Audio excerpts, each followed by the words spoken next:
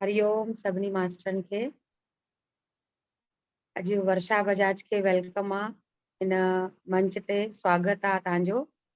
अॼु Varsha Bajaj spiritual tablet जे बारे में ॻाल्हाईंदा। Over to you Varsha Bajaj ji. ॾाढो धन्यवाद हेमा जी तव्हांखे धन्यवाद।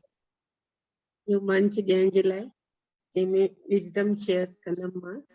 सभिनी खां पहिरीं मां ब्रह्म ऋषि पत्री सर ऐं स्पिरिचुअल टैबलेट जे आविष्कारक डॉक्टर जीके सर खे कोटि कोटि नमन थी कयां। अॼु असां लॉ ऑफ मेडिटेशन यानी ध्यान जा कहिड़ा नियम थींदा आहिनि, इन सां गॾु छा मिथ्याऊं आहिनि ऐं ध्यान हेल्थ जे लाइ कीअं उपयोगी आहे, इन ते चर्चा कंदासीं।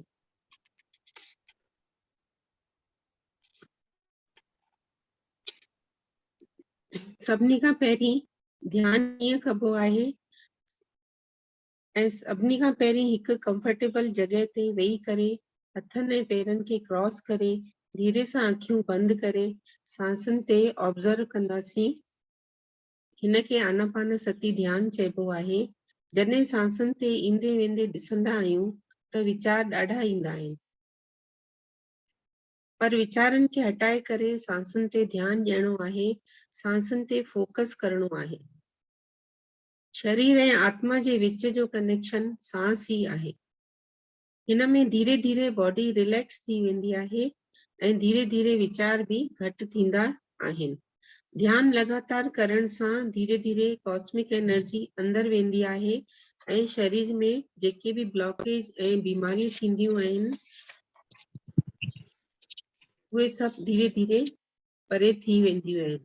शरीर में एनर्जी अची वेंदी आहे। इन खां अलावा ध्यान असां पिरामिड जी सहायता सां वधाए था सघूं। ध्यान पिरामिड जी सहायता सां असां शरीर जी हर बीमारी खे ठीकु करे था सघूं। जीअं अखियुनि जे लाइ ऐं पाणी जे लाइ पिरामिड सां एनर्जी वधाए था सघूं। इहो ई ध्यान सामूहिक करण सां भी एनर्जी वधंदी आहे। गॾु ग्रुप में वेही करे ध्यान करण सां 3 गुना एनर्जी वधंदी आहे। ऐं पूर्णिमा जे ॾींहुं ध्यान करण सां एनर्जी ॾाढी वधंदी आहे। ध्यान जे अलावा असां शाकाहार ऐं मौन में रही करे भी पंहिंजी ऊर्जा वधाए था सघूं। ध्यान करण खां अलावा असांखे ॾाढा ई प्रश्न थींदा आहिनि, उन्हनि खे असां स्वाध्याय ऐं सज्जन सांगत्य सां सुलझाए था सघूं। हिननि जी जेकी क्लासेस थींदियूं आहिनि उन्हनि खे अटेंड करे रेगुलर परामर्श वठी था सघूं। ऐं हिन खां अलावा प्रकृति में वञी करे ध्यान करणु खपे ऐं आध्यात्मिक सेवा जो कोई भी मौक़ो न छॾणु खपे। ध्यान सां गॾु जुड़ियल ॾाढियूं ई मिथ्याऊं आहिनि। नया माण्हू ध्यान करण लाइ आसानी सां तयार न थींदा आहिनि। हिन में ॾाढा ई शक कंदा आहिनि ऐं उन्हनि खे लॻंदो आहे कि माइंड खे कीअं कंट्रोल कंदासीं। ऐं सभिनी खां वॾी ॻाल्हि असांखे टाइम कोन्हे। पहिरियों मिथ इहो आहे कि ध्यान हिकु धर्म जी प्रैक्टिस आहे, पर ध्यान सभिनी धर्मनि खां मथे आहे। हिन में कहिड़े भी धर्म सां कनेक्शन कोन्हे। ॿियो मिथ आहे कि ध्यान दिमाग खे ट्रेनिंग ॾींदो आहे, परंतु ध्यान असांजे दिमाग खे ट्रांसफॉर्म कंदो आहे, दिमाग खे अवेयर कंदो आहे। टियों मिथ आहे ध्यान कहिड़े भी प्रोफेशनल या कंहिंजे सुपरविजन में करणु खपे। शुरूआत में बस हिकु बार सिखी करे पोइ अकेले भी ध्यान करे था सघूं। हिन में करण जी चाह ऐं जागरूकता ऐं एक्सपेरिमेंट करण जी भावना हुजणु खपे। चौथों मिथ आहे असांखे एनलाइटमेंट या निर्वाण न खपे। माण्हुनि खे ईअं लॻंदो आहे कि असांखे दुनिया खां वैराग्य थोड़ी न वठिणो आहे, इन करे असां ध्यान छो कयूं। पर इहा सच्चाई कोन्हे। स्पिरिचुअलिटी या ध्यान सां डे टू डे लाइफ में बेटर थी वेंदी आहे ऐं विवेक ऐं सोचण जो ढंग पॉजिटिव थी वेंदो आहे। पंजो मिथ आहे ध्यान जो मतलब ट्रांस में वञण आहे। इहो ग़लति मिथ आहे। ध्यान में असां हिकु थॉट खां ॿिए थॉट ते ईंदा आहियूं ऐं धीरे धीरे ध्यान में प्रैक्टिस करण सां थॉट जे विच में गैप गैप थी वेंदो आहे। इन सां धीरे धीरे असांखे लाइफ में भी क्लियरिटी ईंदी आहे। 6 मिथ आहे ध्यान साइकिक ठाहींदो आहे।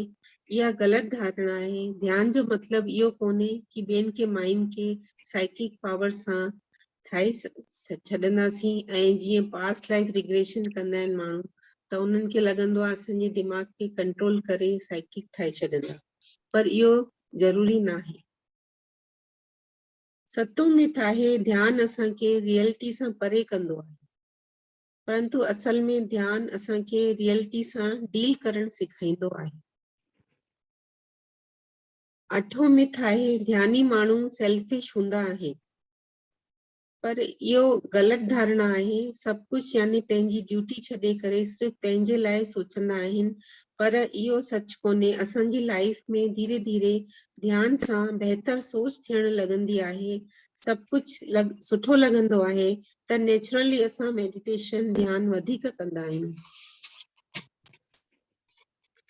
9 मिथ आहे ध्यान सां सभई प्रॉब्लम परे थी वेंदियूं आहिनि, पर इहो माण्हुनि खे न चई करे बल्कि इहो चवणु खपे कि ध्यान सां तव्हांखे स्ट्रेंथ अची वेंदी ऐं तव्हां जीवन में अचण वारी प्रॉब्लम्स के सुठी तरह फेस करे सघंदा आहियो। 10 मिथ आहे कि पेनफुल पोस्चर में वेहणो पवंदो आहे, मतलब वेहण जी भी ईअं लॻंदो आहे कि सिधी पुठी करे ऐं रीढ़ जी हड्डी सिधी करे वेहणो पवंदो ऐं असां ज्यादा देर न वेही सघंदासीं या हेठि वेहणो पवंदो, पर इन में त पर्टिकुलर पोस्चर में न वेहणो आहे। तव्हांखे जेतिरो कंफर्टेबल पोजीशन में वेहणो आहे उन में वेही था सघो। 11 मिथ आहे ध्यान असां सिर्फ जंगल या पहाड़ या एकांत जगह में करणो आहे। ध्यान असां किथे भी ट्रेन, बस, एयरपोर्ट या भीड़ वारी जगह ते भी करे था सघूं।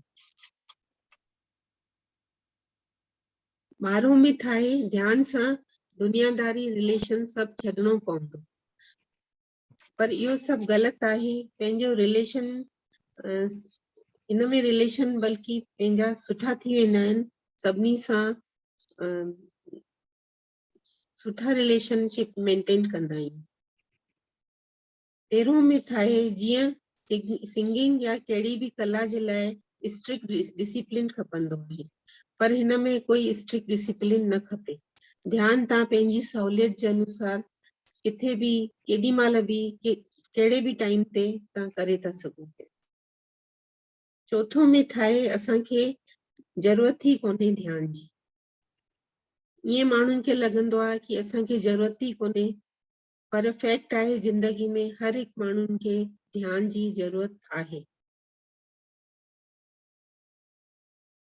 15 मिथ आहे कि ध्यान उन्हनि खे ईअं लॻंदो आहे वेस्ट ऑफ टाइम। अॼु जी जनरेशन खे लॻंदो आहे कि फालतू टाइम थो वञे वेही करे, पर ध्यान सां दिमाग़ फोकस थींदो आहे ऐं उन्हनि खे जॉब ऐं लाइफ में ॾाढा ई सुठा रिजल्ट मिलंदा आहिनि।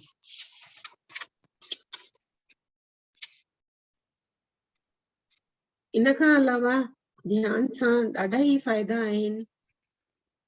ध्यान जा करण जा नियम त तव्हां सभिनी खे पतो ई आहिनि। फ़ाइदा ऐं मिथ्याऊं जेके भी हुआ ऐं माइंड पीसफुल ऐं कॉम थधो थी वेंदो आहे बिल्कुलु, ऐं सोल लेवल ते असांखे पतो पवंदो आहे कि लाइफ जो छा पर्पस आहे, ऐं रिलेशन सभिनी सां सुठा थी वेंदा आहिनि। माइंडफुलनेस थी वेंदा आहियूं। हर हिकु कमु जेको भी कंदा आहियूं उहो 100% उन में ॾेई करे कंदा आहियूं त उहो हर कमु सुठो थींदो आहे। हर कम में क्लियरिटी अची वेंदी आहे ऐं मेमोरी भी सुठी थी वेंदी आहे। ऐं इन खां अलावा सभिनी खां वॾो फ़ाइदो आहे बीमारियुनि जो।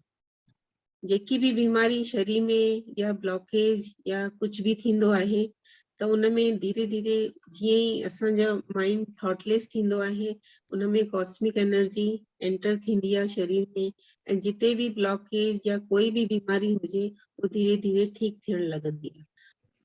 त इहो ध्यान असांखे ॾाढी वॾी गिफ्ट आहे ऐं इन में एनर्जी लेवल भी असांजी बॉडी जो वधी वेंदो आहे। ईअं त असां सभु ध्यान ग्रुप में ई वेठा आहियूं, सभिनी खे पतो ई आहे ध्यान जे बारे में।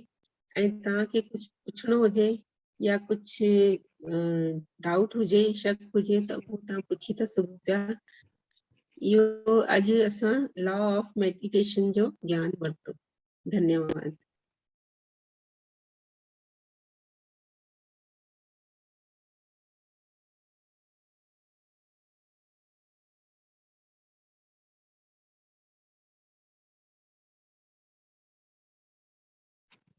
थी वियो छा दीदी? थी वियो छा? हा हा थी वियो, कंप्लीट थी वियो? कंप्लीट। आज जल्दी बंद कया था। हा जल्दी थी। अच्छा, थैंक यू वर्षा ॿियो दीदी के सभई मास्टर थैंक यू चओ।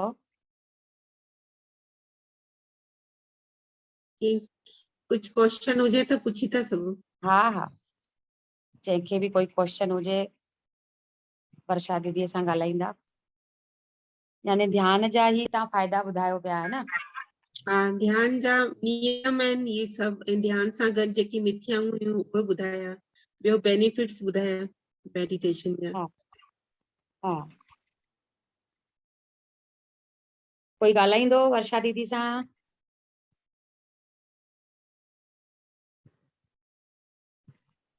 एटलीस्ट थैंक यू पत्री कयो, साहब जो पहला ही ॻाल्हायो। उद्देश्य हो ध्यान ध्यान ध्यान ध्यान ध्यान, हमेशा ध्यान हाँ ते पॉइंट कंदा पत्री साहब भी।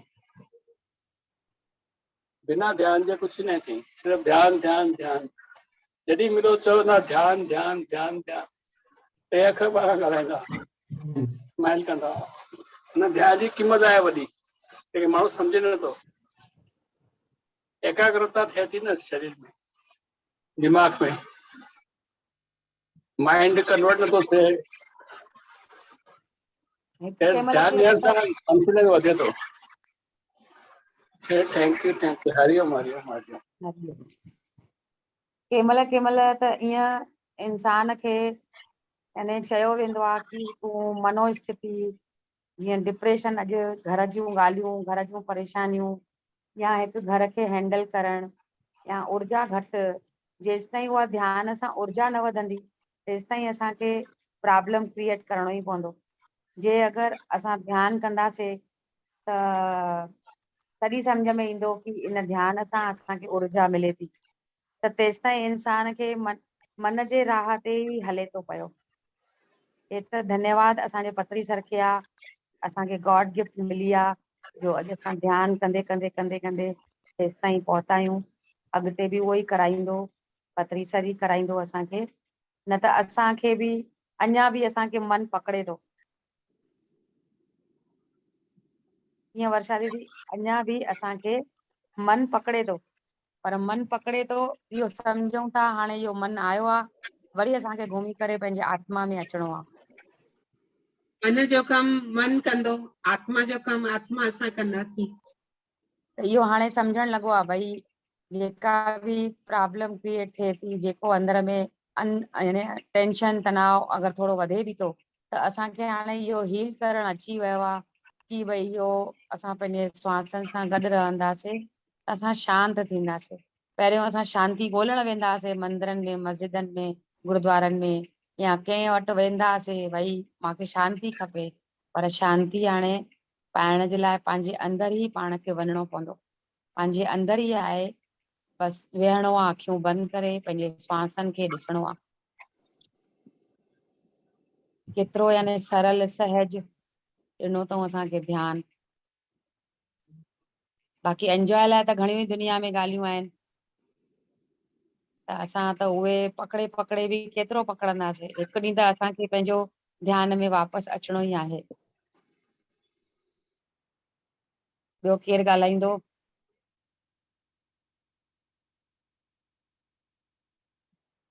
शांति मूलचंदानी जी, संगीता जी, सभई सुम्ही पिया आहियो कि ध्यान में आहियो? कोई ॻाल्हाए?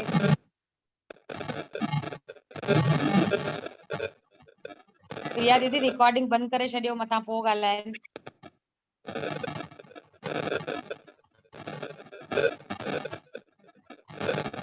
प्रिया जी अॼु थोड़ो कुझु हले बि बरोबर नथो।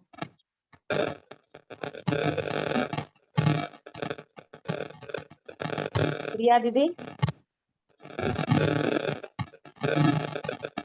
आवाज बराबर न आहे आवाज कंहिंजो आवाज़ थो अचे? आवाज बराबर न आहे चवां थी। हा हा ॻाल्हायो वर्षा बजाज जी सां। Thank you Varsha ji, thank you thank thank you, thank U.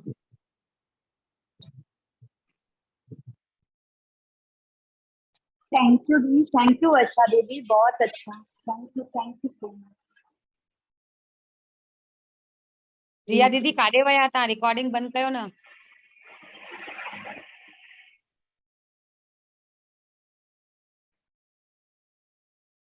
Leena दीदी ॿाहिरि विया आहिनि, अॼु राखी ॿाहिरि विया आहिनि। कब आएंगे लीना दीदी? प्रिया दीदी हा ॿियो ॿुधायो दीदी, थोरो अञा रिलेटेड थोरो सो ॿुधायो जेसिताईं रिकॉर्डिंग बंदि थिए। तव्हांजा हाँ दीदी, अनुभव ॿुधायो। प्रिया दीदी काथे आहियो? रिकॉर्डिंग बंदि कयो त सभई ॻाल्हाइनि न। अच्छा न अञा कुझु तव्हां पुछो न हिननि जे बारे में सवाल। हा हाणे ॻाल्हाए मां चयो तव्हां ॿुधो ई नथा त मां चयो ॻाल्हायां। हा वर्षा दीदी ॻाल्हायो तव्हां पंहिंजा अनुभव कुझु ॿुधायो। तव्हां कॾहिं खां ध्यान सां जुड़िया? पत्री सर कीअं तव्हांखे मिलिया?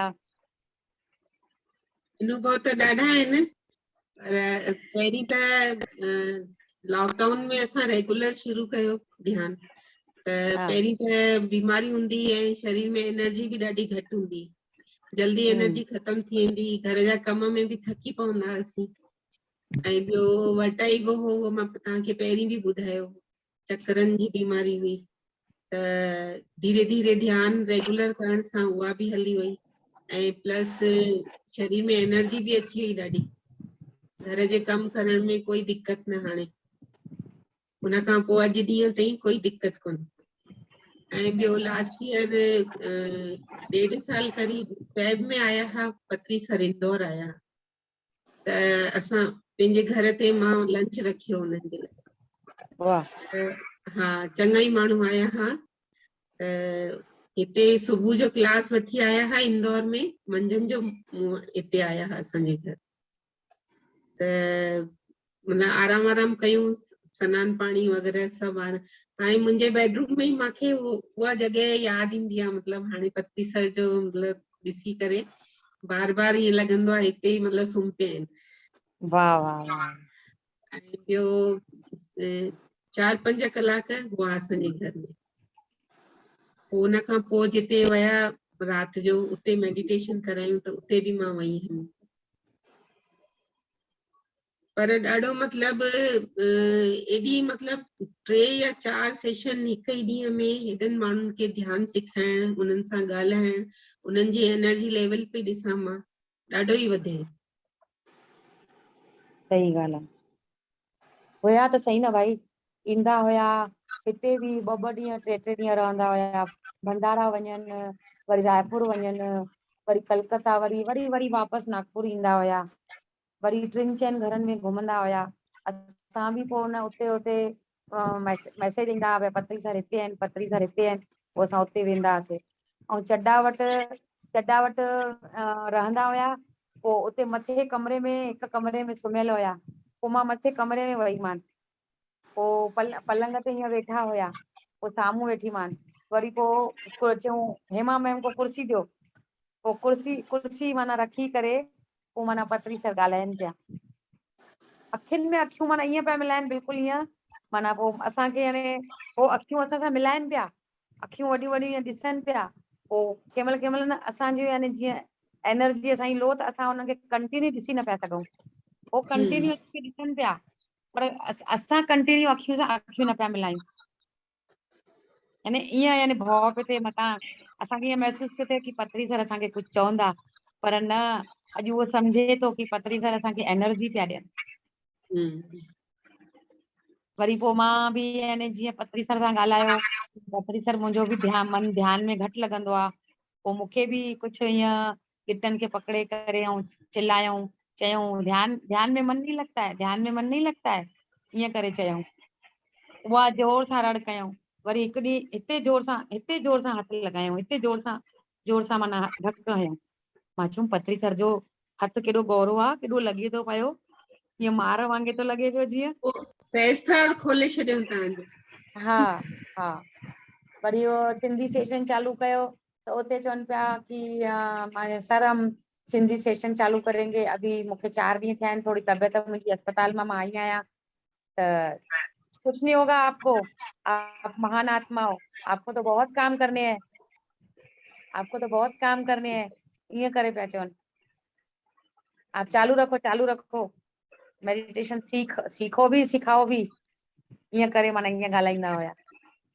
अॼु उहे हिक हिक ॻाल्हि ॾिसो, अॼु ॻाल्हि निकिरे थी त अॼु यानी हिकु यानी अंदरां ईअं रोअण बि अचे थो, पर ॿाहिरां ईअं लॻे थो। ॾिसो अॼु पत्री सर वटि असां वञी नागपुर में अचनि, पोइ उते किचन में रोटी ठाहिण लाइ चड्डा मैडम चए भई तुंदरू वता आहिनि 2 किलो, वाङण वता आहिनि 2 किलो, करेला वता आहिनि 2 किलो, पोइ उन्हनि जी कटिंग कंदासीं। चई न पत्री सर हीअं कटाईंदो आहे, पत्री सर हीअं कराईंदो आहे, तुंदरू हीअं न हीअं कटणो आहे, वाङण हीअं न हीअं कटणो आहे, वाङण हीअं लंबा करणा आहिनि, तुंदरू गोल गोल करणा आहिनि, परवल चीरा मारणा आहिनि, घणेई भाॼियूं कटाए करे रखनि, भिंडियूं वॾा वॾा टुकड़ा करे करनि, असांजे 3 किचन किलो। में बि ठाहियूं रोटी। हा, असांजे पोइ वरी किचन में किचन में ॿियनि किचन में वॾियूं वॾियूं कढ़ायूं रखी गैसनि ते रखनि, पोइ पाण ई तेल डालनि, तेल विझनि, पोइ फटाफट हैड विझनि, ॻाढ़ा मिर्च जेके सेगा विझनि, पोइ मूंखां पुछनि ऐसा डालूं, ऐसा करूं, मां गॾु बीठी हूंदीमान, माना मूंखे खिलाइण वास्ते, ये करूं अभी डालूं, पक्का डालूं, ये करे कंदा। मैं हाँ सर आपको तो सब आता है, हम क्या बता सकते। वरी पोइ हुन सां ईअं कच्छ खणी करे हीअं पोइ फोटू कढनि, माना ॿिया फोटू कढनि, मां पत्री सर सां ईअं माना ईअं गले मिली करे रंधिणे में यानी 4-5 फोटू निकिरी वञनि, पाण उहे ॻोल्हींदासीं कि हाणे भई फोटू ॾियो असांखे। या वो वीडियो नथो मिले, मुंहिंजो वीडियो निकितल आहे पूरो उन्हनि अच्छा, जो किचन हा, में। मां गॾु कम थी कयां पई, उहो वीडियो ॻोल्हियां वेठी, मिले ई नथो। तो फटाफट दाल ठाहियूं, फटाफट उहे तरियल भाॼियूं ठाहियूं, अची करे वरी सोफा ते अची ॿाहिरि वेही रहियो। मां चयमि हे त फटाफट आहिनि भैया, 2-2 किलो भाॼियूं ईअं छोके आया। वरी पोइ पाण थालीअ में पंहिंजी थाली पाए करे हेतिरी खणी करे अची वेही रहिया, खाओ हाणे। मां जेसि ताईं वेठी हुजां, आपने खाना नहीं खाया, जाओ पहले खाना खाओ, ईअं अरे ईअं माना एतिरो हा। असांजे बि जंहिं घर में राति जो वियासीं न, उते सभिनी खे विहाए करे सोफा ते हिकु प्लेट सभिनि खे पाए ॾिनऊं, वरी पोइ हा, डोंगो खणी करे उन्हनि खे सभिनि खे भई क्या चाहिए क्या हाँ, चाहिए। वरी वो पूछे कैसा हाँ, बना। हाँ, हाँ पत्री सर बहुत अच्छा, आलू की सब्जी कैसी बनी, बहुत अच्छी बनी। तो पाण भी हीअं मुंडी ठाहींदा और असां भी हाँ सर बहुत टेस्ट, और वाकई में माना भाॼियूं हीअं कुछ भी न विधल, पर एतिरो सुठो सवाद हाँ, जो ॾाढी बस। सुठी। अॼु उहे ॻाल्हियूं बस ॻायूं था वेठा गॾु आहिनि। हाणे भी ईअं अंदरि ईअं करंट था लॻनि पिया, जीअं उहो ध्यान जी जीअं मस्ती, ध्यान जी दोस्ती, सांसनि जी मस्ती। त पोइ हुन सां यानी पत्री सर बि कनेक्ट कयूं था त हिकदमि अञा ऊर्जा वधे थी पई जीअं। हुननि जूं ॻाल्हियूं ॾाढियूं माना हर 3-4 महीने आराम सां ईंदा हुया। हाणे हाँ, कोरोना खां पोइ बि फटाफट आया। कोरोना जे 3-4 साल 2-2.5 सालनि में जूम में वेठा हुया। पोइ मां बि कॾहिं ॻाल्हाईंदी हुईमान पत्री सर सां, पोइ चवंदीमान सर मैं हेमा मैनानी, हाँ बोलो हेमा, पूरे वर्ल्ड में मूंखे फेमस करे छॾियईं। पोइ मां कंहिंसां ॻाल्हायां, हाँ वो सर पत्री सर तुमको हेमा करके पुकारते, वो वाले हेमा हो ना। पोइ वरी मां चयोमांसि, मां वयमि, मां चयोमांसि पत्री सर मूंखे सुञाणनि था नथा सुञाणनि। कोरोना खां पोइ चड्डा मैडम जे घर वयमि त मां थोरो सो 2 फुट पोइ परे बीठमि, ऐं पत्री सर सोफा ते बीठा हुया। वेठा हुया। पोइ मां संतरा खणी वई मान, सर मां चयोमांसि सर अखियूं मथे कयूं, सर मैं कौन, हिकदमि हथ मिलायूं खणी। वरी ओॾी महिल ई चयूं हेमा, एतिरो राग ॻायूं, घटि में घटि 108 दफ़ा चयो हूंदऊं। सब ताड़ियूं वॼाइण लॻा, एतिरो माना हेमा करे चयूं। सर मुझे पहचान लिया, फिर कैसे नहीं पहचानेंगे। पोइ संतरो, मां चयो संतरा खाओ सर, पोइ संतरो खाइण लॻा। अने ख़ुशी एतिरी ख़ुशी पिया ॾियनि, एतिरो ख़ुशी जीअं माउ पीउ जो प्यार थींदो आहे तीअं ख़ुशी। छोकी ध्यान सां असांखे अंदरां ख़ुशि आनंद अची वियो हुयो ऐं जूम सेशन में बि वेही वेही वेही वेही सभु कुझु सम्झ अची वई हुई। वरी पत्री सर गुरु जी मिलिया, बहननि जे सदके असांखे मिलियो आहे, डबल ट्रिपल ख़ुशी। ॾिसो असां त ॿुधंदा हुआसीं 120 नॉट आउट, आप भी बोलो 120 नॉट आउट, आप भी बोलो मैं भी 120 साल जीऊंगा, ईअं करे ॻाल्हाईंदा हुआ। घणियूं ई ॻाल्हियूं आहिनि, घणियूं ई ॻाल्हियूं आहिनि पत्री सर जूं। ॿियो कंहिंखे कुझु ॻाल्हाइणो आहे? दीदी तव्हां ई ॿुधायो। अॼु जे रिलेटेड कंहिंखे कुछ सवाल पुछणो आहे दीदी को? कोई नथा चवनि। रिकॉर्डिंग रिकॉर्डिंग बंदि था कयो दीदी? हा बंदि कयो। पत्री सर जूं ॻाल्हियूं कढी करे ई एनर्जी थी भरजे। चवनि था न मां तव्हां सां गॾु आहियां, मां तव्हां सां गॾु आहियां।